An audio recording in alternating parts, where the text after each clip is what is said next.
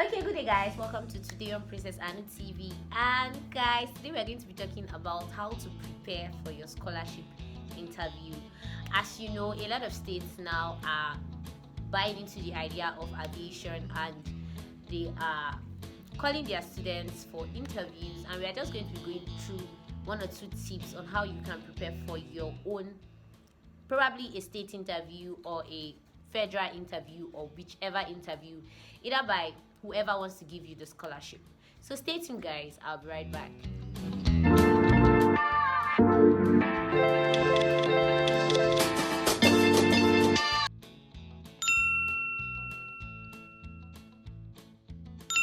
Okay guys, welcome back, and if you're new to this channel, this is Princess Anu-TV. We talk about aviation, motivation and adventure. And if you've not yet subscribed, make sure you click on the subscribe button and click on that bell so that whenever I post any video, you'll be able to guys see. Okay, I said I was going to be doing a shout out to some of our subscribers, and today is Samuel's birthday. So Samuel, we are saying happy birthday, and if you can see the shout out, make sure you comment.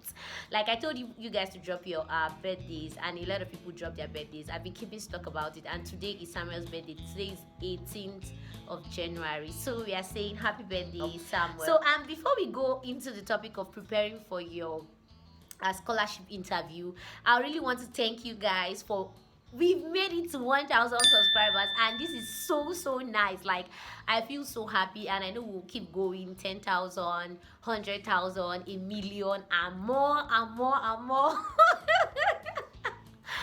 Okay guys, so I have this template because I want us to go through some things, and I happen to have a friend that gave me a kind of highlight about how her own scholarship interview went.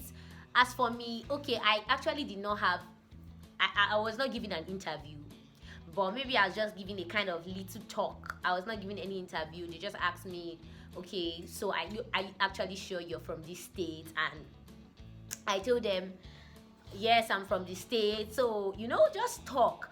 But nowadays, I think states are getting, they are buying into the aviation idea, and they are bringing up exams and interviews, saying before I can give you a scholarship, you have to come for an interview. So I'm just going to be giving you some tips on how you can go over your scholarship interview. But before we get there are some things I would like to tell you. Sincerely, I don't buy into the aspect of saying I'm just going to stay at home, when I probably know that, okay, if per adventure, let me just say generally, if per adventure you know that your parents don't have the money yet, and you just finished secondary school, and you're like insisting that you must go to aviation, if it's not flying, you're not doing any other thing, I think you might actually be wasting time, and you might be wasting opportunities. Because you see, at the long run, there are certain qualifications even those people that want to give scholarships, they ask for. And that's why we are really going to be going through some stuff today.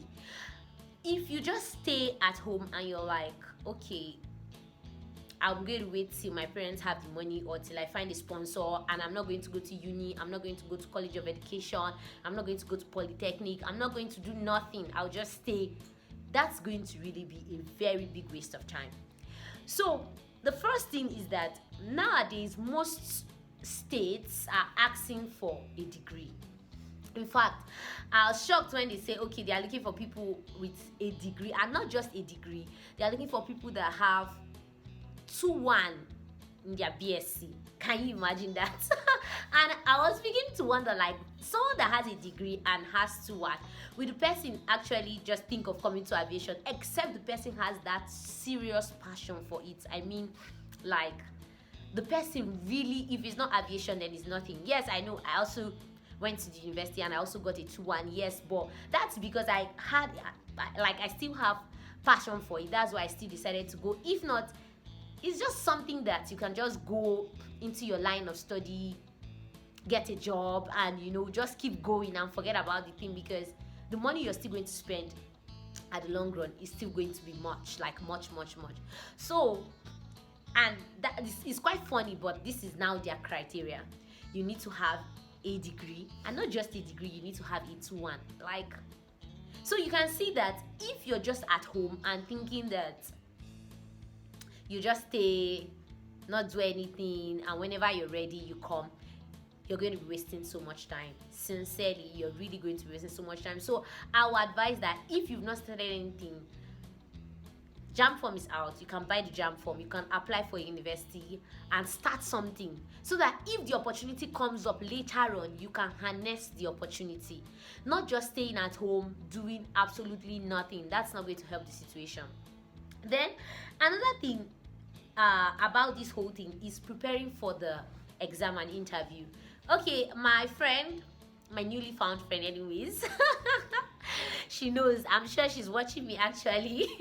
So actually she told me that they asked mass questions, a lot of mass questions, without you're not even going to be given a calculator. That's even another funny thing. No calculator, a lot of mass questions. So what does that tell us? You have to start preparing for calculation questions, like any calculation at all. Start preparing, start doing mass questions in case you're called up for an interview. Like the state just decides that okay, everybody should come for an interview, you will not be found wanting. So start preparing for mass, if possible English. But I know mass, they will always ask mass because they feel if you're coming to do aviation, then you should be very sound in mathematics. So I'm sure that's part of the reasons why they are going to ask for maths. But it's now looking like a norm. They must ask you for maths. NCAT, when you come for the evaluation, maths is also included. English and physics are also the subjects that are included. So now states are doing their stuff and they put maths. Maths is, in fact, I think maths was the only question they asked them. I will actually confirm that, but she was like maths and there was no calculator. Then another thing is the interview. The interview process, you have to be very, very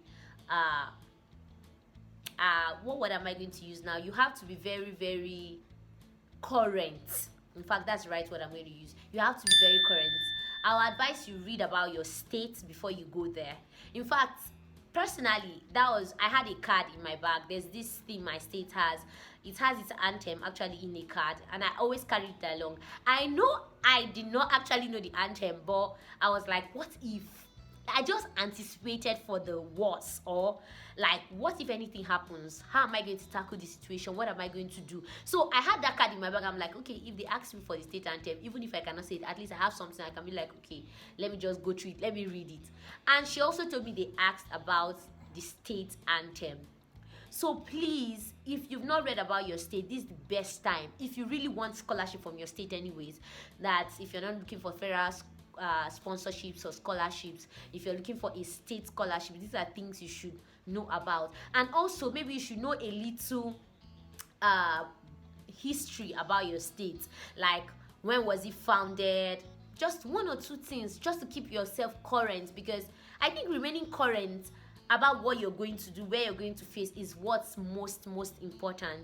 So that's something I thought I should really tell you about. And if peradventure is also going to be a federal government scholarship, in fact that one is a little bit is going to be a little bit easier, because now they are not asking you, they are going to ask you general stuff, like maybe who is the president, who is how many governors do we have, probably how many local government, just general stuff.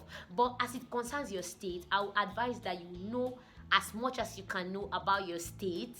I would advise that you even know their state anthem, and obviously you have to know the national anthem, because probably maybe if you get the state anthem perfectly and you're not like, okay, national anthem, how far?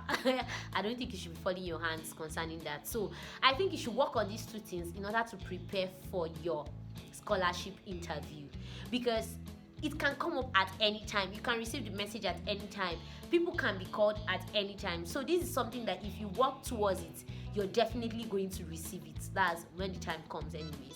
So I'm just telling you this so you don't get caught unawares. Probably if you've applied to your state for sponsorship, if you've talked to maybe a senator or a commissioner or whoever you've talked to, these are people that can call you up at any time. They want to know, is this girl serious? Is this guy serious? This person said that even say she wants to do this thing. Like, how serious are you about it?